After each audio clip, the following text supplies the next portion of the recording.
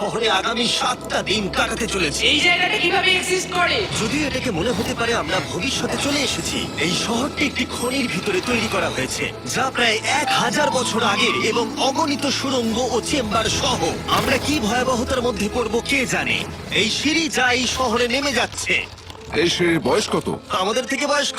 ঠিক আছে, এখন আমরা নিচে আছি। সিলিংটা একবার দেখো কত উঁচুতে। ওয়াও! আমরা সবাই এখন 400 ফুট ভূগর্ভস্থ এবং কোনো না কোনো ভাবে এই গ্রামটি বিদ্যমান। এটা দারুণ। দ্বিতীয় বিশ্বযুদ্ধের সময় যখন রোমানিয়ায় বোমা হামলা হচ্ছিল, হাজার হাজার মানুষ এখানে লুকিয়ে থাকতো এবং এখন একগুচ্ছ ইউটিউবার এখানে বাস করবে। এবং শীঘ্রই আমরা রাত কাটানোর জন্য ভালো জায়গা খুঁজে পেলাম। আমাদের এখানে ক্যাম্প করা উচিত। তুমি বস। আমাদের সব জিনিসপত্র ওখানে আছে, তাই হোমলেস সিদ্ধান্ত নিয়ে আমরা আমাদের ব্যাগগুলো ধরতে গেছিলাম এবং আমাদের সম্মিলিত মস্তিষ্কের শক্তি ব্যবহার করে আমরা তাদের ক্যাম্পে নামানোর উপায় আবিষ্কার করেছি। ওহ, এটা তো অসাধারণ। দারুণ কিন্তু। আমরা সবেমাত্র জল থেকে মাছ ধরা শেষ করলাম।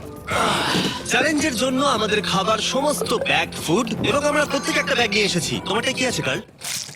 এটা অন্য কারণ মনে হচ্ছে। হ্যাঁ, ঠিক বলেছো। এই জায়গার ক্রেজিয়েস্ট অংশ কি জানতে চাও? আমরা এই ভূগর্ভস্থ শহরের কিছুই দেখিনি। আমাদের চারপাশের দেয়ালগুলো একগুচ্ছ সুড়ঙ্গ লুকিয়ে রেখেছে। আমরা এখন যেটাতে আছি তার মতো বিশাল একটা চেম্বারও আছে। কোথায়? ওই যে, যাই হোক, এই ছেলেরা যা জানে না তাহলে এই টানেলগুলো এক্সপ্লোর করতে আমাদের সাহায্যের জন্য আমি প্রতিদিন একজন বিখ্যাত ইউটিউবার নিয়ে আসছি। কিন্তু যত বেশি ইউটিউবার আমাদের সাথে যোগ দেবে এই শহরটা তত বেশি বিশৃঙ্খলার মধ্যে পড়বে।